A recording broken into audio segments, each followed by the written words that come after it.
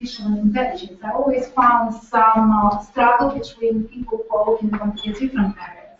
I'll give you an example, which is basically clearly demonstrates the difference and people views. Some of my research has been for a long time concentrated on evolvable hardware. And evolvable hardware is basically a concentration of computer science, biological science, and logic design. The most interesting part, if I'll just write the paper about evolvable hardware and try to publish in the journal which is related to logic design, they will laugh and they will accept. If I will write this paper and try to publish in computer science journal, they will laugh and they will accept. Okay? And only the journals which are dedicated to this area will understand these points and where it comes. Okay? But as working in this area for longer decades, I have seen a lot of shifts from the people's perception of looking at such this is a job, looking more seriously. Such happened in my life that basically people's perception of what I'm going to present for you was it's good as a toy problem, but it's never been happened to use somewhere commercial basis.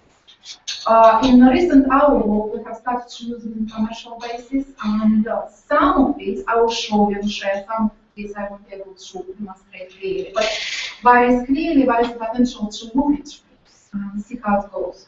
Okay? But I'm pretty sure that you know quite a lot about automatic generated programs. But something that I would like to start with is the definition of Wikipedia. Usually, I say my students, PhD students especially, don't use Wikipedia. Because this is something we will rely on 100%. But I found definitions even for in Wikipedia is demonstrate the most what computer scientists will walk into the terminology of automatic programming.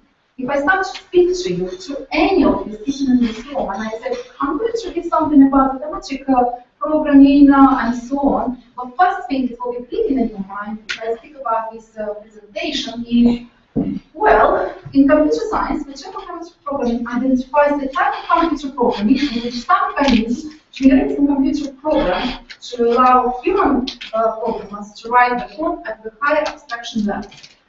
Basically, in our understanding is that all algorithmic part, logical part, is written by human.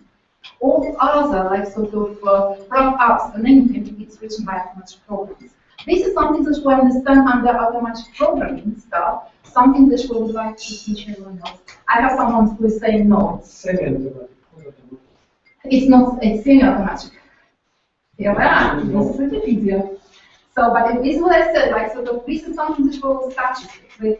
Have you ever come across with something that you will be clicking the button, you have a problem, click the button, just wait for 1 hour, or 2 hours, whatever it is, and you get solution written happens straight away. Do you know any such approach, which we call for automatic one? There is a bank which try to do it. This is a very long-standing idea. Yes, correct. And it's not only basically a start one, but something that we are doing in this area. We'll have a look. Now, when we start to look into the automatic programming, some people will classify automatic programming into generative programming or source code generation, something that we'll be looking in different levels and we'll be completely doing differently. Okay, so when we speak about generative programming, we'll be speaking about automated source code creation for generic frames, classes, prototypes, libraries. So we are going to use very extensively something else knowledge has been created for. Okay. When we speak about source code generation, so we're generating code based on ontological models. Models which have been defined, such as templates, and we will just follow this also to generate. If you will think that I'm going to speak about any of these two, well, not really, because I'm not specialist in these two areas, but it's being lazy by nature, and I'm really very lazy. I would really like always, whenever I have a problem, my dream is, I have a problem, I press a button, the computer does everything what I want to do. I don't really want to spend hours and hours doing this. And this is how I end up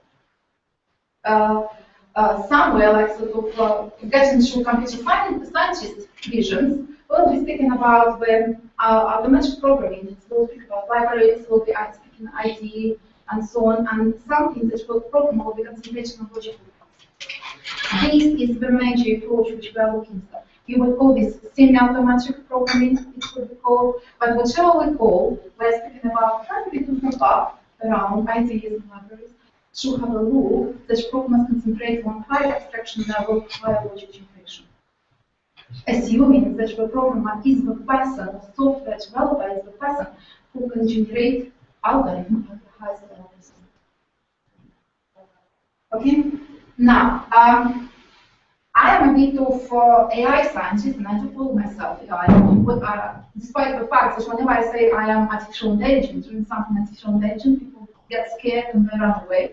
So I don't call anymore myself like this. I'm just calling scientist based on applications, whatever I'm doing. So if I'm doing supply chain optimization, I'm supply chain researcher. If I'm doing logic design, I'm logic circuit developer. So, but I do not call myself as AI, simply because perception of people has not been understandable what we are doing. What I would like to show you is perception of a lazy people when writing a program code. It's basically to make sure that our algorithmic part, the logical part in the program which we want to write, is generated automatically. Okay? So we're speaking about generation of logical program.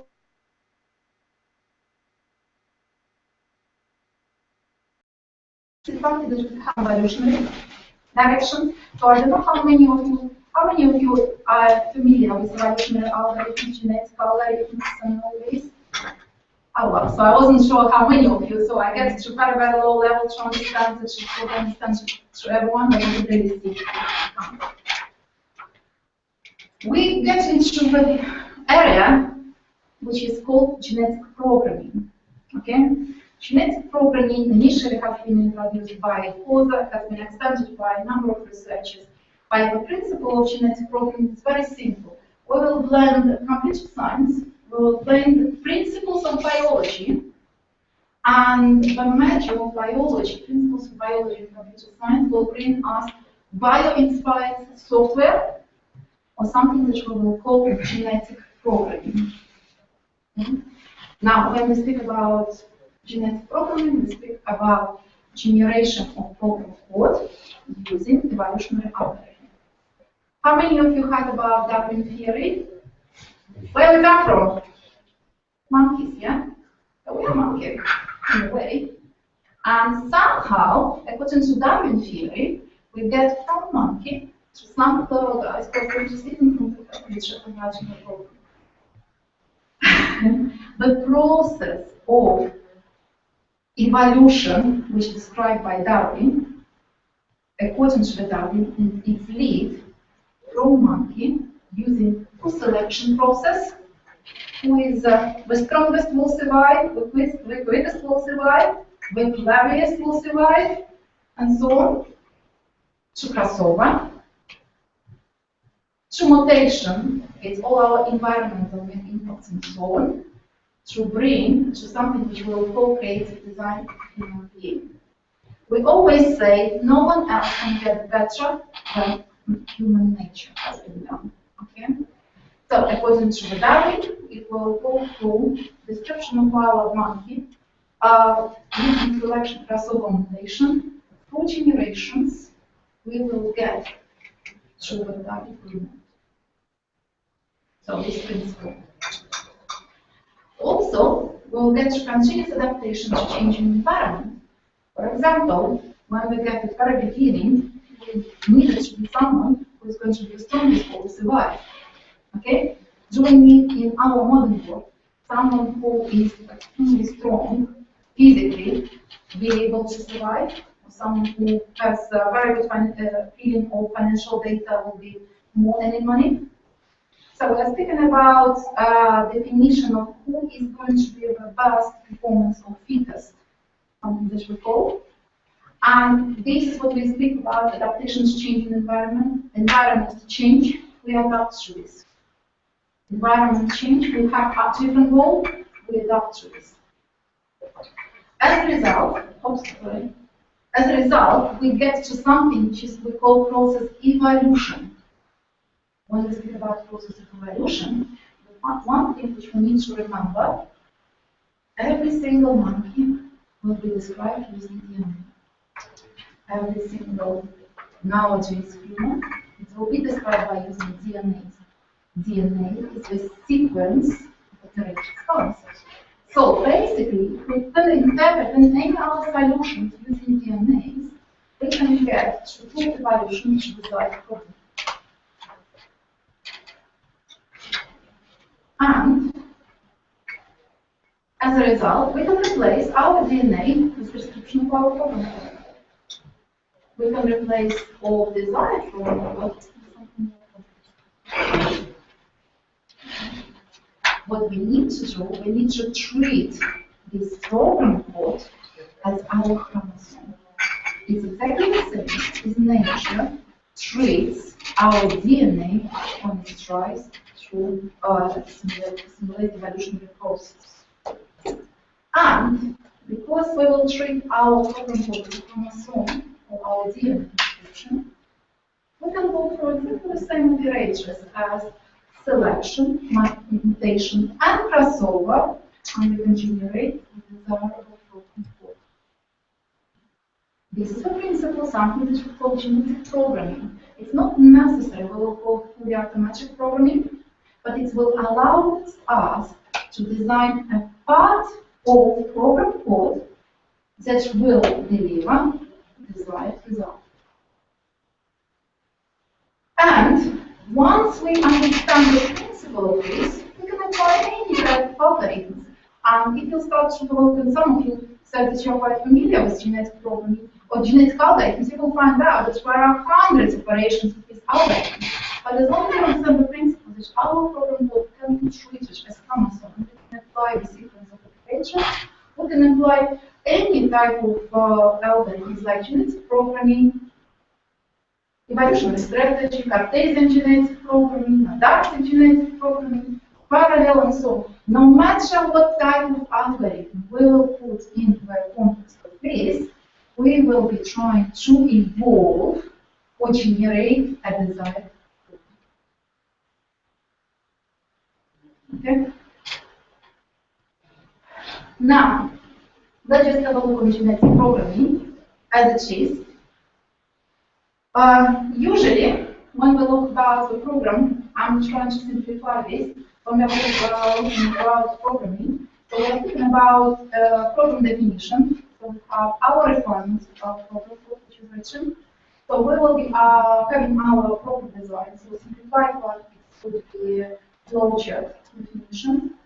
We will have some program implementation, which is written in program code transcript of any programming language you prefer to write, and not in all generation some verification part.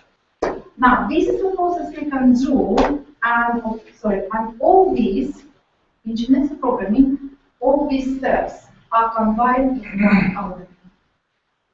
Okay? So this is what we do.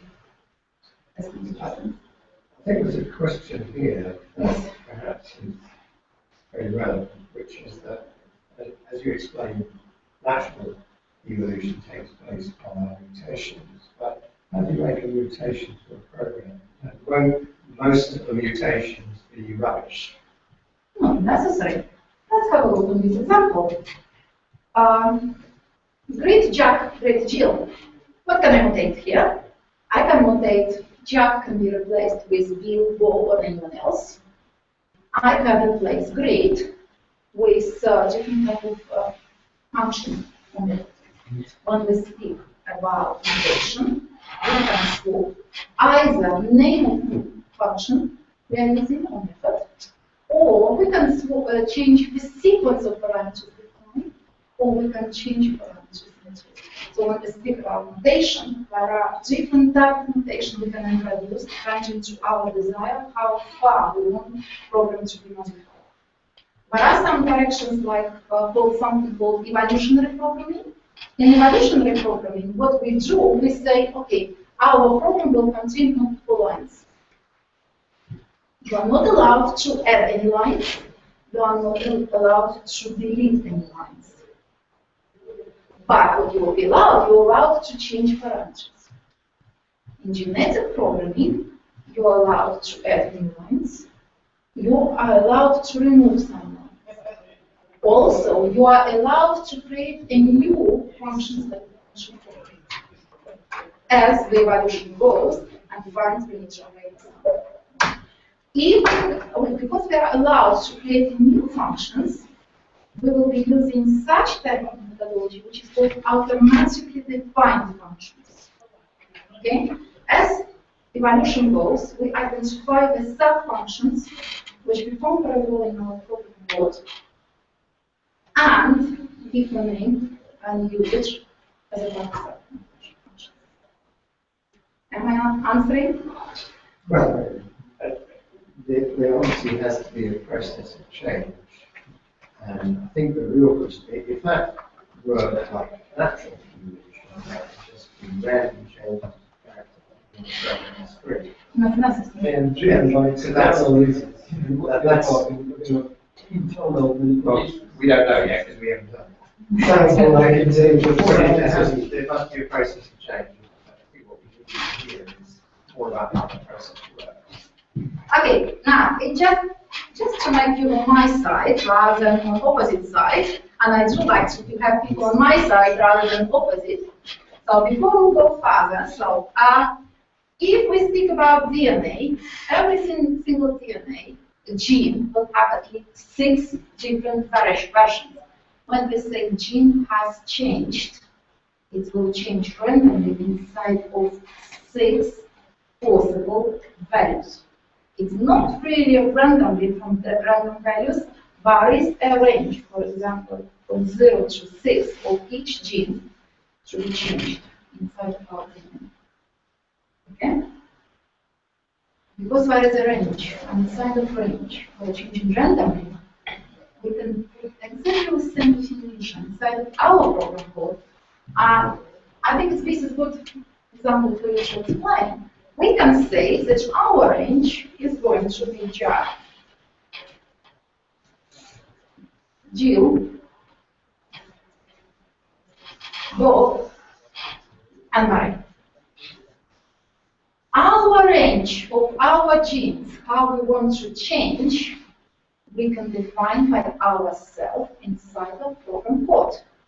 On this particular case, for this particular method, we can say that we will have only these values to change. We can also say that we can define a grid at the moment as 2 parameters. We can say grid name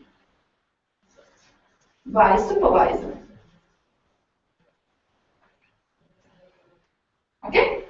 And in this case, we can say whatever our supervisee is, or our member of staff is going to be this pool of data. Yeah. And supervisor could have exactly the same pool of data with a different one. When we treat the genes or combination of genes in real evolutionary process, it's either changed one gene or it changed combination of genes. When biological scientists has looked into mutation, they found out that yes, there are some reasons to trigger mutation of genes. When we run our programs, we found out that with triggering mutations by specific data, it will be we can trigger by something which we call mutation rate. It's how often we would like mutation to be used. And it was thousands of research has been carried out, and major of scientists, they found out people have 5% of mutation rate applied to our chromosome, all population of chromosome to change genes in every single population, algorithm. So in this case, we are triggering our mutation defined by mutation rate. Am I getting slowly answering? Not really. Okay, any other questions? So far. Well, maybe you went to answer it, but there must be some sort of fitness criteria by which you judge a mutated program. Okay. And the fitness criteria will tell us what we really want to do with this program. When we get through the process, we are doing some verification for program testing. What our customers are doing with our program, yes, programmers normally run some sort of testing about boundaries and so on, but really the people who test is our customers who test some programs with trying to find it well. So the testing, the process of testing is defined by fitness. The fitness is included inside of the testing. So, for example, in our previous example, I would say that I would like to rate 3 different people. And I also say that I would like to find out the program code will just rate only the new people. And fitness function will define for us how close from reaching the output, British output, from desired one. But in this particular case, our fitness function could be as simple as the following.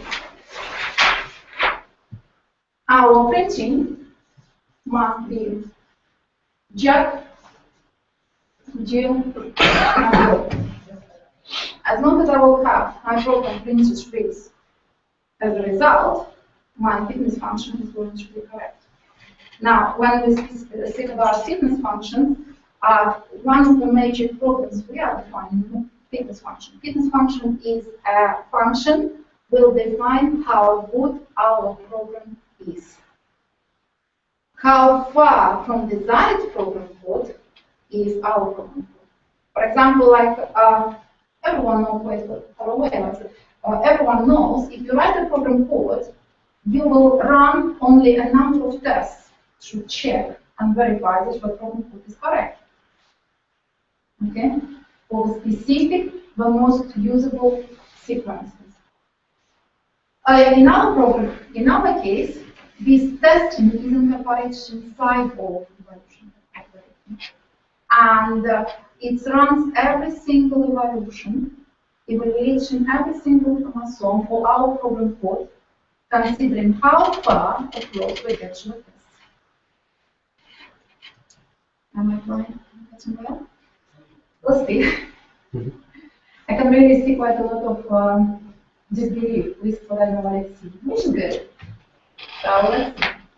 Well, Yes?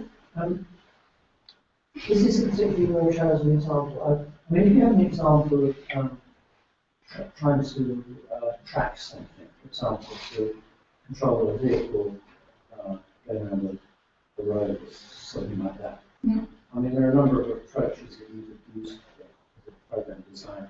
And I can see something like this might work because you could simulate it. You can easily reject things where the thing doesn't go around the plane, it just carries on. But this is a very discrete kind of example you've got here. It's hard to see. Well, I was trying to make the examples as close as possible for your understanding of computer science.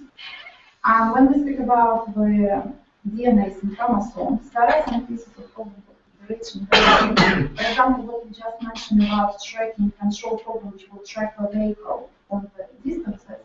How many times you've been surprised if you go to Google, you type destination from and to, it gives you within a couple of seconds? Milliseconds the answer, no matter how far and close it's going to be. But because with Google, they were clear why Google has survived for so long. Because when they started to get to the market, they never said that they had underpinning artificial intelligence behind. Only after 5 years being there, they just started to admit that the technology which has been used for searching used artificial intelligence, and people started to believe into it. So, and they use quite successfully some of the graph optimization programs, which are based on some from the evolutionary algorithms. And this, you're right. For some of what we are doing as well, I can show you examples in later on. We do track vehicles, we do track worldwide positions mainly using this other. We are trying to define the most optimal positions. Not from one point of view, but from different point of view as well. Am I getting? I'm getting either far away or we'll see. All right. I'm trying to get it like sort of a lower level rather than so. Now, I decided to show you several examples, and just to understand for you how all these principles can be used. Okay. One of the case studies is one which we're working on data prediction. Now, this approach has been used in some work with some companies, tested on real data, very much sparse data, which are very difficult to predict, and any of the current tools have been failing. So we're in competition with 32 developers worldwide, and we managed to produce the comparable results with some other universities. We get the second place because we hit the button submit 52 minutes later than this. But the approach was quite comparable in my opinion. Now, what we get with system architecture, when we have evolutionary algorithms or genetic algorithms to run, one thing which we need to remember, we need to always define the system architecture through points. First of all, which type of programming environments we are going to use to implement genetic algorithm. Genetic algorithm is the algorithm which implements mutation, crossover, selection, and just controls the process and fitness function calculations. Also, we need to define the environment where our program code or chromosome is going to be evaluated and run. Okay?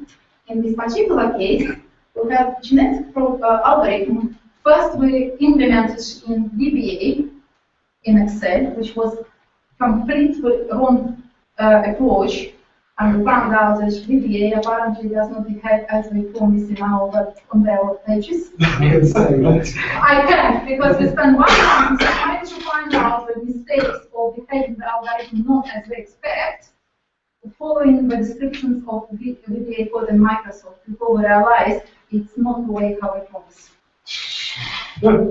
So, despite of this, we did transfer program code and C++ genetic programming, but some parts of them were running on VBA, some parts were running on C++.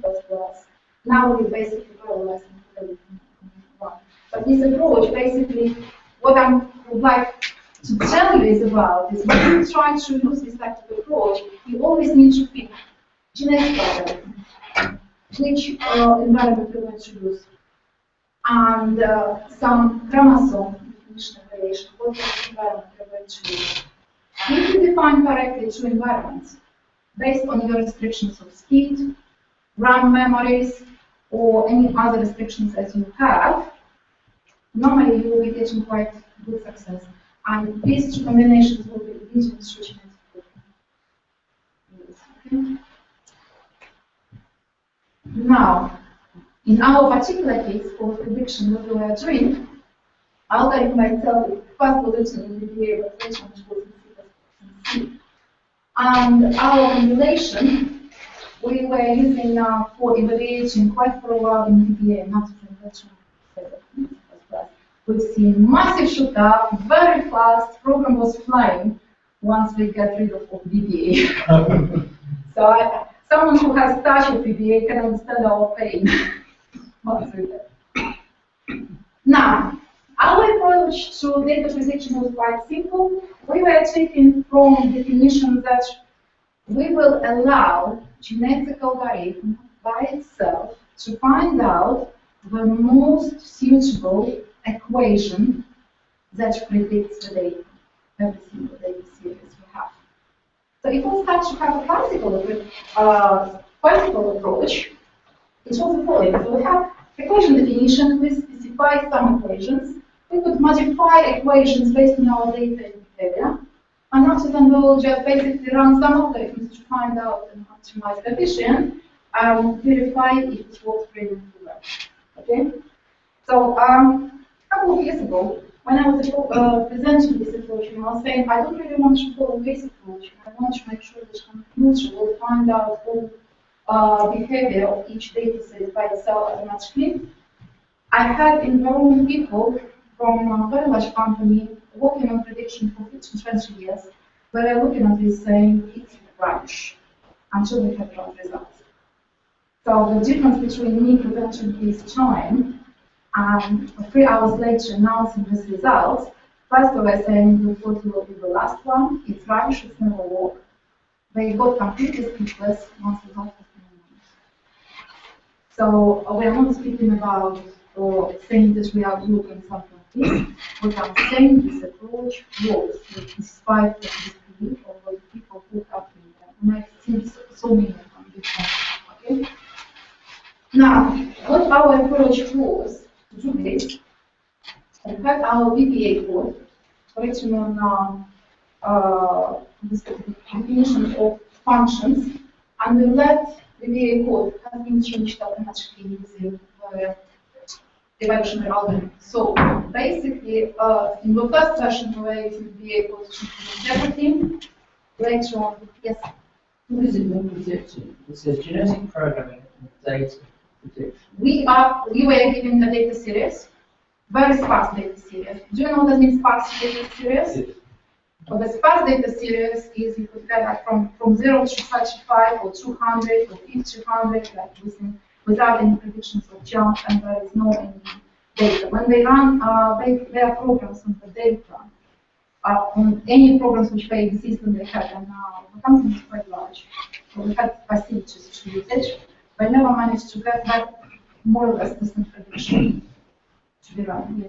Yes. Your evolutionary algorithms use random numbers or something predicted. Random numbers. Random numbers. But I have some tricks for this. Okay? I can tell you some tricks for this. So when you find out in real natural evolution, yeah, when evolution goes, random numbers work very well on some specific areas, not necessarily in others. For example, the high of from monkey to a human being is continuously going up. I'm very much confident that my daughter and son they will be far higher and taller than I am, as well as, for example, compared with our grandmothers, fathers, and so on. So there are some genes which are continuously going up over boundaries. So I just have to say this, that's not right. I mean, this is an environmental, that's not a genetic. Yes, but this is the highest predictions in anything. It will be written in the DNA. Yeah, but I mean, it is not a bio-inspired thing to do that. I mean, you can, of course, if you're doing optimization and if that sort of suits the problem, but well, the biological analogy is, I mean, on that. Okay, so what we are speaking about, we were speaking about, like, remember as I defined for you some genes, a combination of genes, they have always boundaries, specific boundaries. Okay? Remember this? When we speak about this? Yeah? Some combination of genes will change their boundaries. But this is not a mutational effect, it's not a genetic effect, even, the body height. No. I think it is. It's defined. Partly it is, Okay, so like this, if people will have DNA, nowadays the scientists can derive the approximate height from DNA. So it means the height, but it's what they are saying. They are saying what I'm saying. The height is not defined by one gene. It's defined by combination of genes. It's the same as, for example, my hair color. It will be defined not by one specific gene. It will be defined by a combination of the genes. Well, I think the point that you make here is that it also, height, for example, will also be determined by environment. Correct. But environment changes, it will become into our mutation bit. No, this is not Darwinism, this is Lamarckism. Yes. Which is why I think that yeah. All right, okay. Okay, so let's get, yes. Sorry, you were saying that, okay, a characteristic like height, number of different types of genes. Yes. You can encase your search around where those genes might exist. And then you can take the mutations from those specific areas rather than the full set. Correct. Yeah? If you run a full set of So generic options like this, it take you ages. You can narrow your set down and you can get results in a quicker For time. example, yes. For example, let's if I can give you one example. When we are running all these algorithm predictions, yeah. So we were finding out that some functions were behaving very well, and very well, unexpectedly. For example, sign, we never expected that sign to assign functions will contribute significantly to final description of final results. Okay, when others will not contribute as much. Okay, so when we start to speak about that, we start to speak about combination inside of the description is not as one specific factor is going to be applied, but combination of several. But then the problem with that is you're making assumptions on what type of genes do what.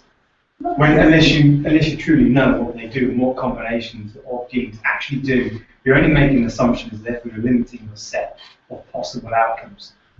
You're not being truly Correct. Darwin-like, as it were. Not really. Because nature doesn't discriminate, doesn't know about that. Correct. But it's like sort of we are looking at this, it's like when we start to have our first problems running, we have assumptions like I just explained. So we will be saying that all our coefficients are 0 and 1, we cannot get any others. What we found very quickly, 0 and 1 didn't work in our expected equations. Okay? What we started to introduce more flexibility. We start to introduce that our coefficient will not be only depends between 0 and 1, it may depend on the sequence of equations inside the constant value, which will be it's can be generated by cosine, sine, by power, and so on, and combination. As soon as we release our assumption on these particular cases, our algorithm becomes significant question. But I think the key question related to this problem that you're describing is, it sounds as if you used a template and the possible formulas that you could change to. And there obviously has to be some knowledge that says what is a valid equation, right?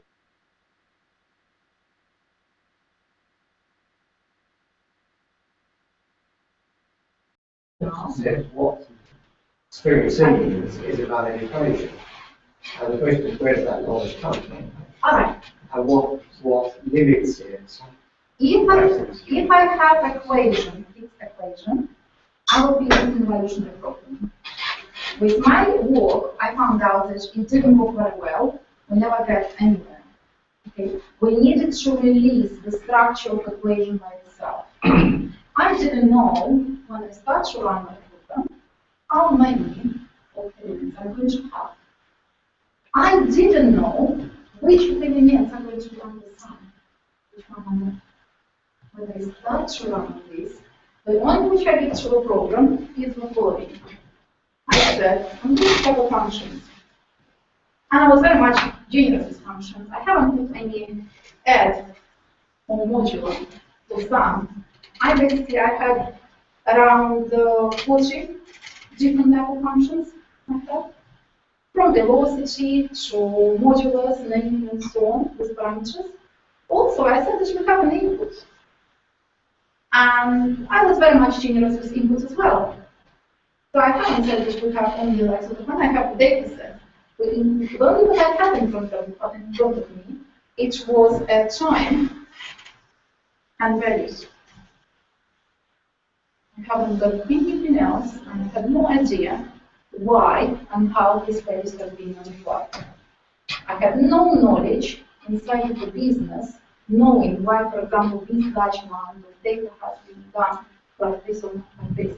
So, no way company will allow me to get as much inside of deep business knowledge to understand the algorithm. So, what I did, I only had set of functions. What I did is basically to make sure that this is approach successful.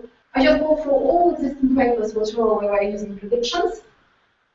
And on the top of classical functions, I was introducing sort of like some absolute errors and anything, something that people have been using quite actively. Later on, I found out that it was not necessary to do this. But at the very beginning, this was a sensible way to do. As well as for inputs, I was defining as many as possible inputs I would have. I would have inputs of values, I would have square inputs, I would have the sum of values and so on. So basically, I was giving quite a lot of complications inside. And my equation has happening here because in the way how I set up of my evolutionary algorithm, I allow the following operations. It was mutation. For mutation, I would be allowing to swap any of the functions I have, and I would allow to swap any inputs I would have, or even change the number of inputs inside. I would have add function. So basically what I was doing, on the top of structure which I have, for example, 3 elements here, I would allow to add extra. I would also have something as delete function. So as a result, because I was using mainly, I was not using Castle because I found for my particular programs with very sparse data, this would not be working very well. Mutation, add functions, and delete functions, they were working the best to get whichever result. But because I was using add function and delete functions, which is my length of equation has been changed. Inside of parameters of every modulus, I will be having not only specific input, but I can have another function. So the complexity of these equations would be grown as much as possible or simply as possible. And the algorithm will be defining by itself which one of them will be on.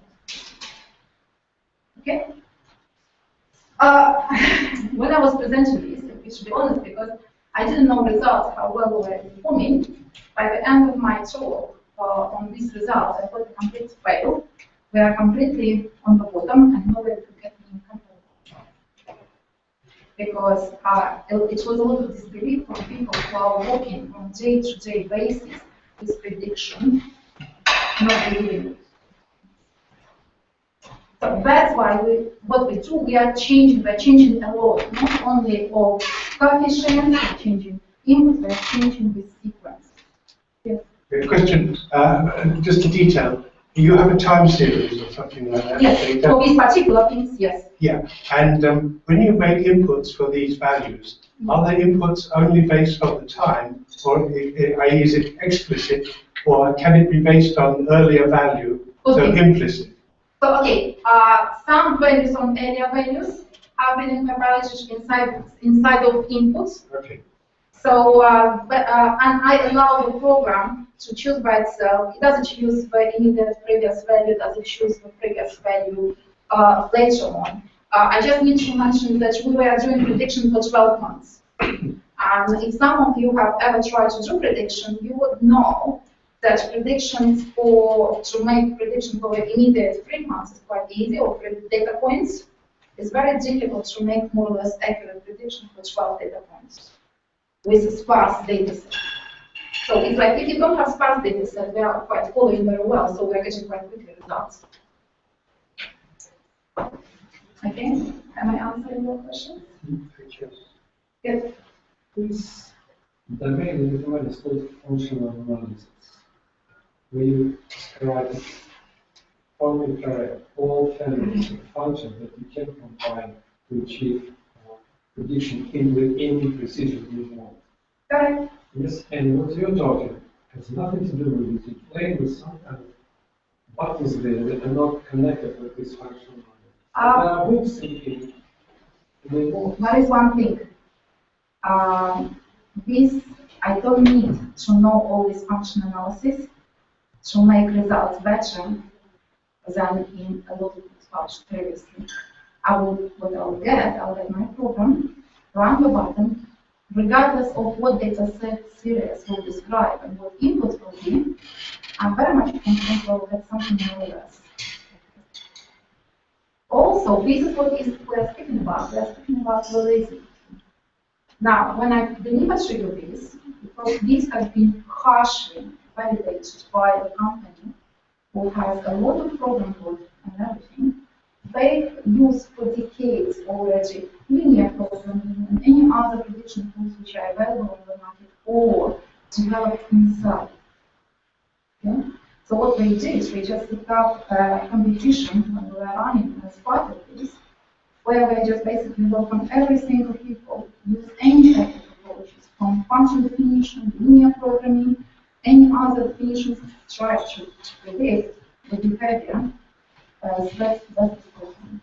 Apparently, our algorithm, no matter how sound, is madness, it would deliver results. What we are speaking about, that this type of approach does deliver results. It's false. Only false. It's only false. No, we And we'll see how, because if there is no meaning under that, what can predict, it's only rubbish.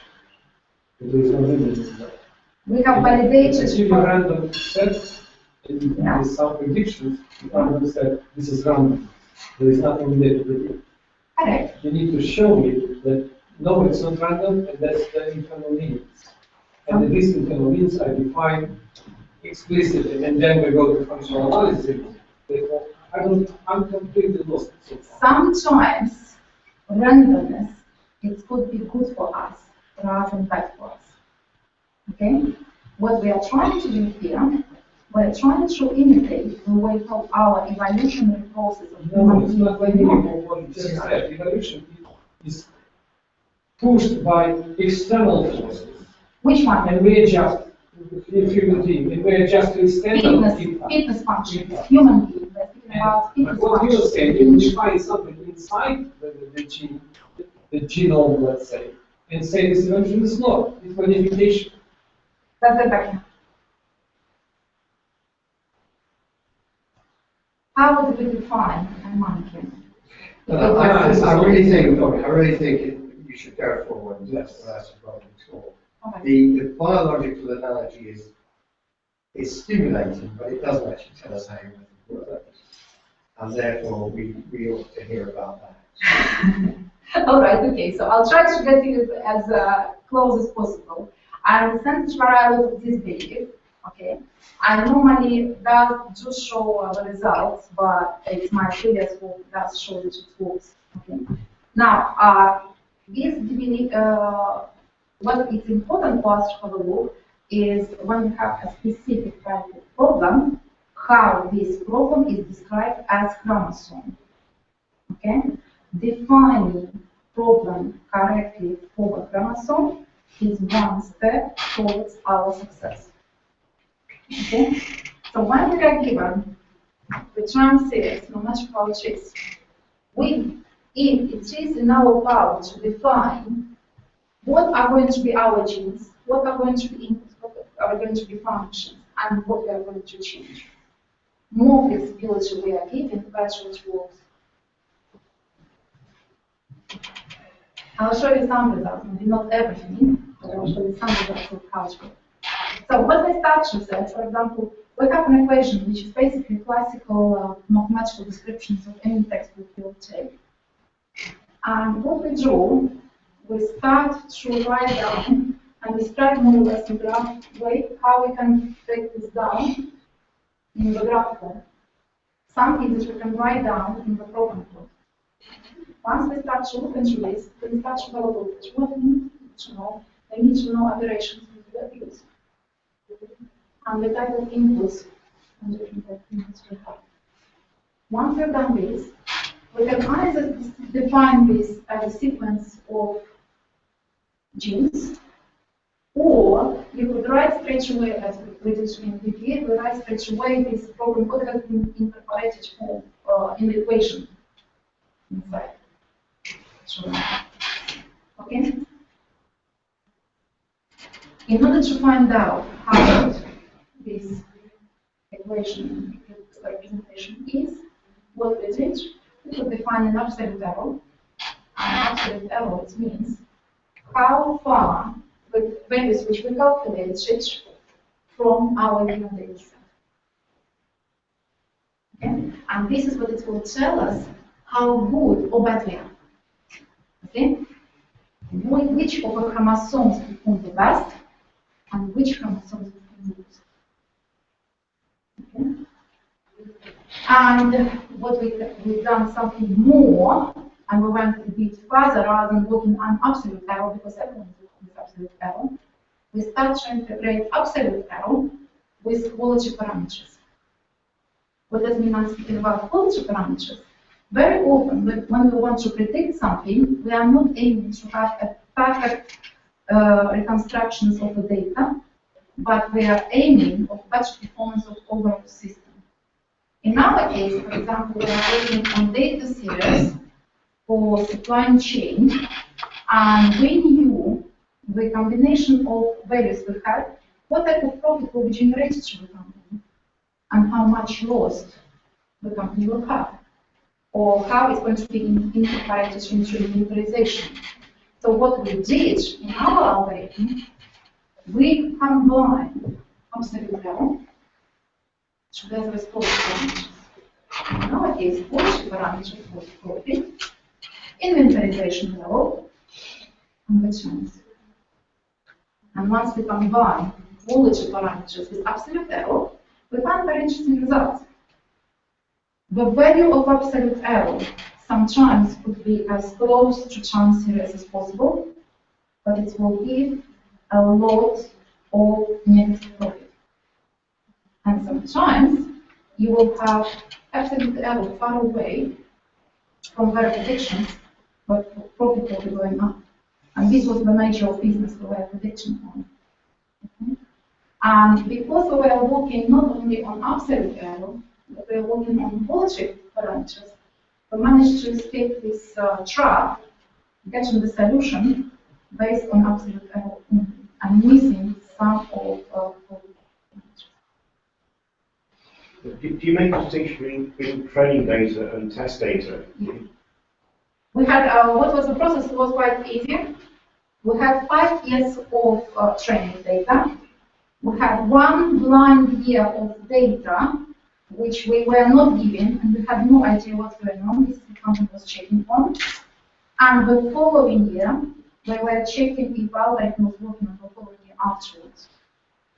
So we had basically, we've been given 5 years of data, and it was up to us to use it as a training data or 1% data. So because we didn't know how the company will test on the following year, so what we were doing, we were testing our data on 4 years, and training data on the 4 years, and we were testing on the 5th year. But after that, the company was testing on their blind data, which we had for them, they never released until the end competition to us. So when we were delivering our results, we had no idea if it's going to be parameters go up or down, or something. It was completely blind. So it was, you will guess or not. Okay? So this is how it was working. And because the data, if you work a little bit on data analysis, you understand that 4 years of data to predict 12 months ahead was not enough for data science. So the classical prediction data would not be working because it's not enough of historical prediction of the data. In sparse data, the data were jumping. I cannot show you the data. So. Okay? Now, when you say the data was sparse, do you mean you had 5 years of data month by month or something? Maybe it was 60 month by month. 60 data points. Yes, but we needed to predict, we were required to predict 12 months in advance by monthly basis. So our prediction must be given month by month for 12 months, not for 1 month. So, for example, if you have year 1, year 2, year 3, year 4, these are the data which were given. This data was kept by company, so we have never seen this until they just basically run their algorithm. As a result of this happening, we needed to artificially cut something like this our data, so we end up having only 3 data points very often to predict the following.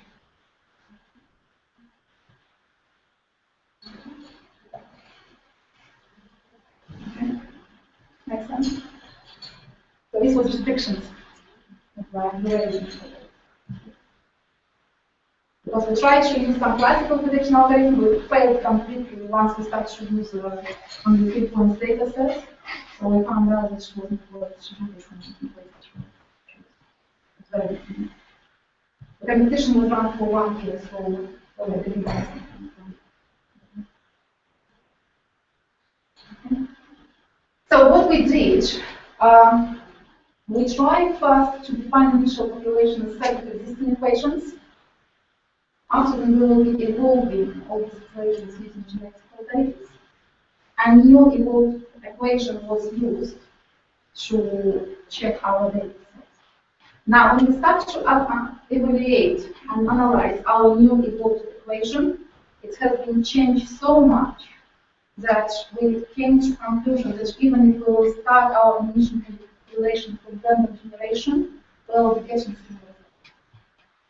Because it hasn't got very sort of explicit parts as we were expecting to see.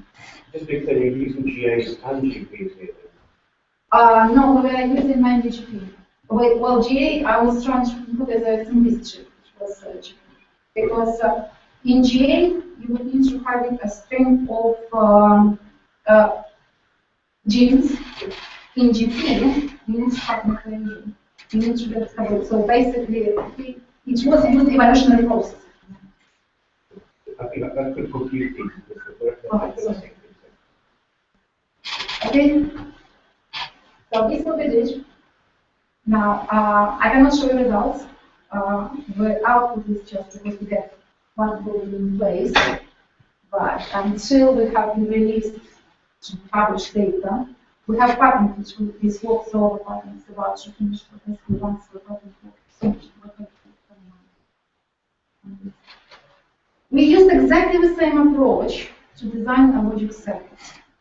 Okay? So this is where I'm working not as a data analyst now, so I background my job as data analyst. Here I'm working as logic designer. What we did in this is, for our system, our genetic algorithms were using C and C++, implementing our environment to the data system in HDL. So again, our chromosome, our directions which we want to choose, where we use a protocol to generate for the HDL, and our combination so this was approach for architecture, system architecture, to evaluate. Now again, so it will come back to exactly the same trend. What we were trying to show in the logic design area, we will start with logic synthesis technology. So normally you will end up with a number of equations, logic description equations.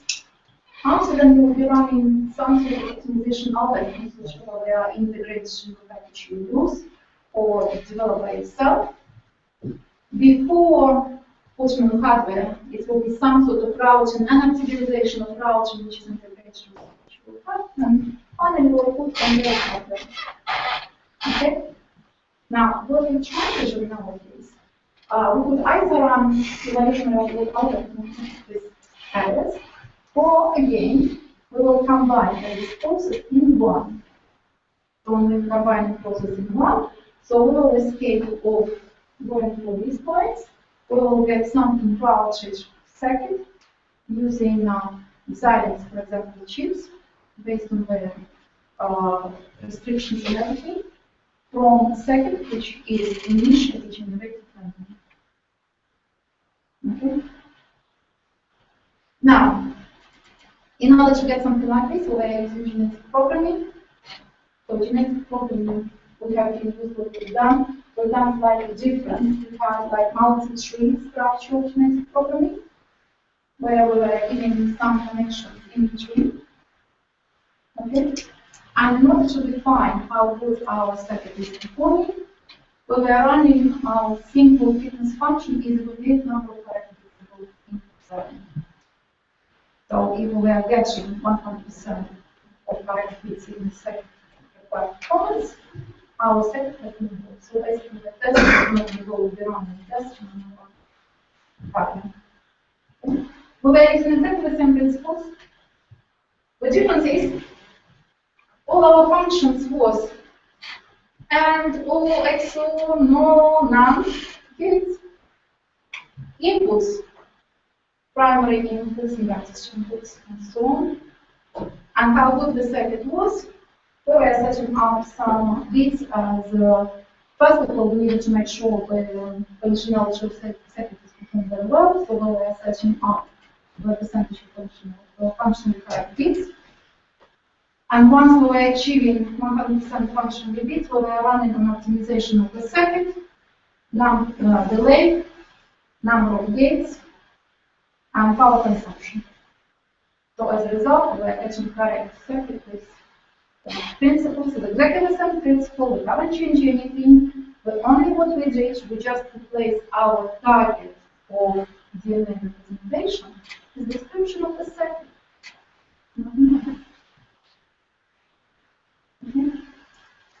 So what we were doing with the number of generations run. So here is an example of first run. This is a percentage of fitness function. Remember that for the first circuit we were starting, it was randomly generated. It has nothing to do with any of the rules we will be setting up through constraints. Okay? And bit by bit, we are going up with 100 desirable percentage fully functional circuits. And as soon as we achieve fully functional circuit desired, we start to impose our second criteria on optimizations. In this particular example, we are trying to get number of logic gates as low as possible. Just by doing this, now it's always quite long term, as well as capable, we were designing a logic circuit which was officially 20% lower number of logic consumptions than any other logic circuit developed previously when there is one. The only reason why this happening is because we are not restricting to any of the rules of reduction of the gates, and because we could set up our set of functions as we like, we could mix different types of clearance altogether. The algorithm was not having any restriction of any clearance approach. Okay. I like this video. Alright, now we just also bit on real hardware. So on real hardware, what we were doing in FPGAs, we were filtering some problems, so we were filtering some areas where we cycle this hardware. So instead of just using only the HDL, we were using this button. Good. Now, I showed you quite a little bit of examples how it works. So and I'll show you like 2 different examples how we are using HDL, BCS, C++ to program. When you start showing these areas, who has previously done anything in this area, you will find the majority of work which has been completed, which was completed either using this. And this is one of the reasons because it gives us very beautiful tree structures. And these tree structures we can modify. Okay? Or it was using Python. And there are some libraries which can be read as well by Python which we use. So it could be C, C++, or HDL. Preparing this tool, what I found out, like I was quite curious to see what sort of computer science people and programmers think about genetic programming. I have found one very interesting comment saying everyone who was doing genetic programming, they were programmers, but they were not computer scientists. If computer scientists was touched in this area, it was significantly advanced more than it's done. So this was, I believe, was some of the opinion of computer science. Okay? Now, this is just for you to get a bit more pleasure, not anything else. What we did in this particular case is to generate some picture representations, just to something to please ourselves, create something which we enjoy. In this particular case, what we did, we used genetic algorithms in C++, and our chromosome DNA, it was implemented using OpenGL. Now, again, we were using exactly the same approach. We were using okay, what we did, we changed programming environment and we changed description for discovery. We went through problem definitions, playing around of different colors, shapes, and everything.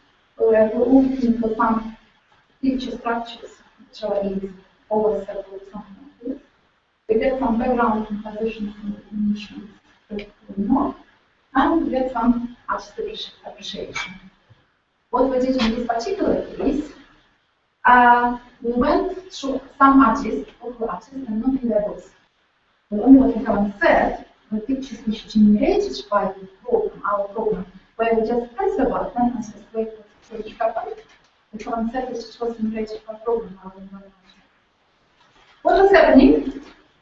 The artist, local artist, will be told this picture domain, and it will be given references as he would not know that it was been written by program. Okay? And it will write like, especially even if you look in a little like Van Gogh of love, flow, and so on. I was very much thrilled when I hear about Van Gogh comparing something that was generated by program. With only just pressing the button and waiting for 2 hours for it to happen. Forest. So this is something different. So we get some, again, feeling. So we didn't specifically ask program to write something on forest or something like this. What we were doing, we were just using knowledge of human being about perception of colors. And the perception colors and combination of colors, we were using our fitness function. And this is where it's in the end. So we never expect to will get something which is called forest, but this is what is going to be called by our class. Something which we end up with having dice skating. I don't know how much you would like this picture, but some of them, when I really started to have it, where I just basically did speeches. Just something in my shape. You don't know how to do it. First glass. And so on. So now this is what we have done. So in comparison with like prediction, which I can just talk to you and you can just trust me or not and try and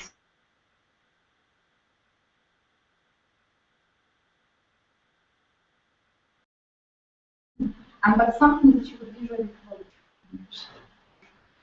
Yes. So what was the fitness function here? For fitness function, what we were doing, we were using combination of color, because if you touch in digital media and math statistics representations, they will be looking on combination of combining the different colors used. And we had some sort of like, it's very well known a matrix of the colors, like cold colors, warm colors. You cannot mix cold and warm colors in the area of artists. Okay? So we were putting combination of the colors used against all areas that could be plotted. So more plotted areas, so many people were coming through this way. So this was combination of our two matrices. You had an automatic function to evaluate. Yeah, so we were basically, it was not an evolutionary process, has not been evaluated by artists through the stages. It has been done. If you have a look, here is my example. So when our evolution started, this is after a couple of evolutionary processes. This was a picture of our evolutionary process at the beginning. After then, our fitness was mainly concentration on fitness colors, and this was only here. And after the second stage, we started to declutter the areas as fitness function started to relate more decluttering and use of fitness background. So here, if I can look at this, here is already two fitness functions. Long edge will hope you will get something like this. Now, the current bottleneck. Despite of all these, no matter whichever it is, believing inspirational, non-inspirational examples I just showed you, there are several bottlenecks which genetic programming hasn't overcome. Currently, like research is focused mainly on formulas rather than to produce like sensible sort of programs which can be used. For example, we've seen that I've been talking about using either HDL to describe some specific area, circuits, or some sort of functions which are right for prediction or implementation of equations. Okay, but it's not really necessarily more advanced for what we would like to do in the future. So, let's say, for example, I would not be calling all these 100% automatic, but the results which have been done, any single result I showed you, basically I just put that in as well. Okay. The search space is too large, and sometimes we need to learn how to reduce this space. And usually, more you learn around the development, you start to get a bit more experience, and you start to learn how to juggle about this. So the classical example is everyone will think and know that relational algorithms are not used in very large programs. We are working in competitive programs. We are currently between every single person by the order of 100 to problem solve. What you need to do, you need to be very careful of setting up your chromosome and very careful setting up your fitness function and progression from one step to another one. These fitness functions should be only one stage, it should be stage, depending on our final requirements. And give evaluation flexibility as much as possible. Sometimes it's very difficult to define fitness function from very beginning. So these beautiful pictures which I showed you, we had a painful process of understanding the artists and how they understand and appreciate the pictures before we get these beautiful results. We learn a lot about color combinations, combination of the pictures, perception, and so on. So basically, before we start to interpret these numerical values, it's sometimes very slow in comparison with human programmer, but very often it provides far more outstanding results than any others previously published by classical theory. The only reason why it's happening, because it does not rely on any theoretical basis. It's basically exporting all 100% search available, search defined by our functions and inputs, rather than being relying on the relationship between specific elements.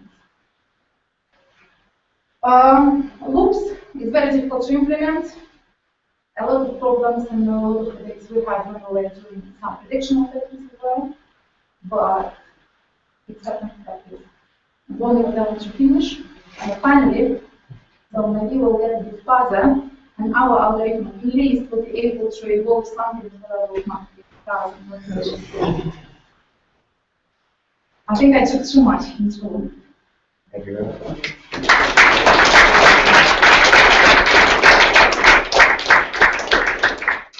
I think that's picking up biologically very, very strong. Yes. So the question, obviously one question which you alluded to, is whether you can produce results faster than you apply the normal method. Questions? I suppose you say that genetic programming is an example of machine learning. When I last looked at this area about 25 years ago, neural networks was the other approach which we used. Just as a matter of interest, you know, it's not a criticism if you haven't, but have you actually thought about using neural networks for some sparse data prediction problem? We did. We tried neural networks. What we found out that the company wanted to find explicit relationships. What we'll find is our expression of definition. And one thing neural network will never give you is explain to you equationally how this relationship will look like. So we needed to stop using this very fast because we wanted to happen. Let's talk about human models in the space and then exactly the extension. So the only difference, the only reason why we were using this for the prediction model, we tried initially neural networks, like thinking which was just keep the logic straight away, and we tried to use neural networks which were working very well in other industrial programs. We found out that we were on the board of the chain computation, we were actually in the first round of checking results we came last. And when we started to look into this, we have never managed to produce the outcome of dependencies. What was interesting about the prediction model, we haven't expected our outlet was consistently producing the same results for some type of web data. And once we started to look on dependencies, we found out some dependencies in our equations. We never thought it will give effect on the business. And consequently, it was giving them more understanding how their business runs and what type of dependencies should be done. So this now, so basically it's a little bit sort of like a reverse engineering. First, we're trying to produce the formula, and after then try draw the formula and find out what our dependencies are. And we had quite a deck for quite a little bit, and we needed to talk quite a lot of people in different departments until we found out that there is a dependency. We even haven't thought, because the problem is, if something is from large companies, then we will find out some departments, they don't talk to each other. Yeah, you did something with art. Yes. Yeah. Have you ever tried anything with music? I have one problem. I can appreciate physically. My musical teacher at 7 years old, when I'm 7 years old, they said that I'm completely deaf, don't even try.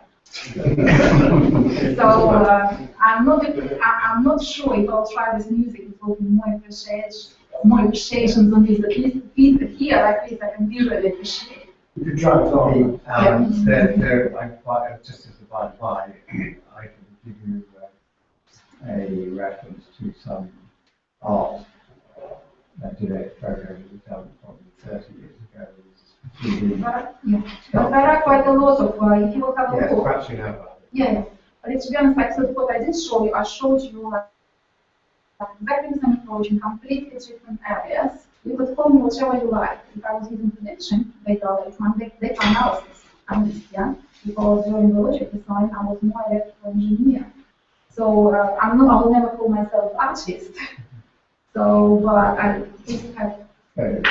But as I've understood this, the data prediction refers only to the previous rows of data series that you're trying to predict the next so many of. And I was going to say that there's a lot of people doing data prediction.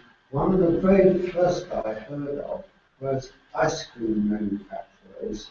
And this was before freezers were common.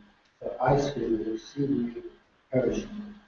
And they were trying to predict how much ice cream to make. So they wanted to know what the weather was going to be like. The hotter it is, the more people consume ice cream. But we have some more other values that people are predicting. They want to know the electricity supply industry. When the police are going to come, they have to switch on new generators, or when they can safely shut them down, long down runs. There's people out there trying to predict weather. But these predictions are using external information rather than just the data series itself. I'm going to give an example. The sales figures depending critically from whether Easter falls in March or in April. What flows to Yeah. Okay, so I can give you an answer. When we try to run this program board, as an input, we were setting up 128 financial markers, which is used by financial analysts to normally to predict when we were getting our best solution. One of these markers was in fact. Even though that everyone was thinking that some of the markets will be inside and go around, but a lot of times we never managed to get these financial inputs by some reasons. So we did thought about this to have some external evaluations. Maybe we were not thinking enough seriously about looking on possible other solutions, but the markets, financial markets, which are used by financial analysts, we haven't managed to do.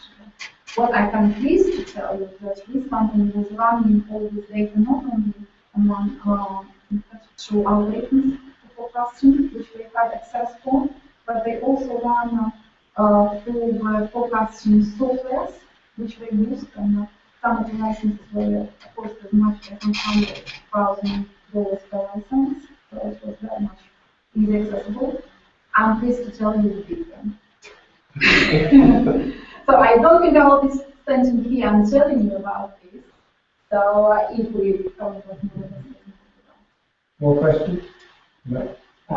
So, I mean, you were talking about how applying this to kind of some of the other programming problems, a matter of defining your fitness. And, I mean, there's a lot of things, I suppose, in the last 5 years, perhaps, around automation testing, the executable specification, TDD, BDD. Is that something you've been connecting with? Not yet, but I can tell you one thing. If you have a look on our series, the way how I represent the data. So normally the last step in our software engineering is virtual testing. Okay? So what it was getting the bottleneck of the testing inside of this approach, because this testing was basically done by iteration, or state-by-state basis. And because we are looking on the state-by-state basis, the time sometimes is very long and we need to use some programming tricks to make it faster. And I could say that we did use quite a bit of programming tricks to make it faster. So, for example, in the prediction programs, our first run, our programming took 1 month on HCP, where supercomputer with parallel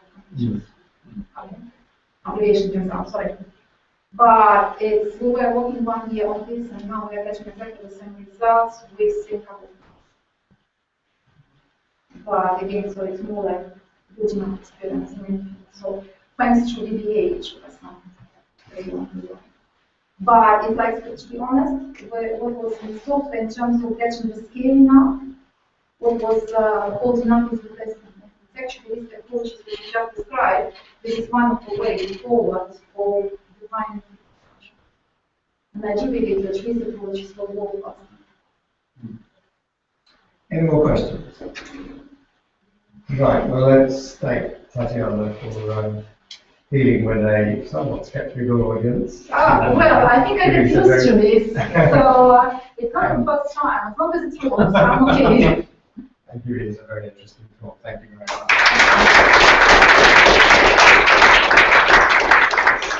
Right, so just 2 quick points. One is please make sure you sign the attendance sheet if you haven't already before we leave. And the second is that by tradition we gather afterwards at Champagne Charlie's wine bar under Charing Cross Station.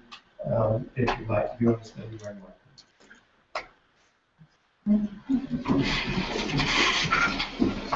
Thank you for inviting. I don't know how much It's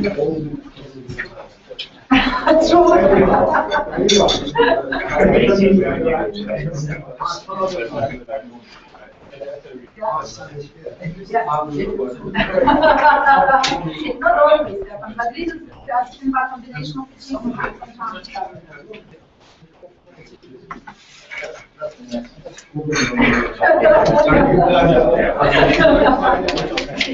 Yes, for sure.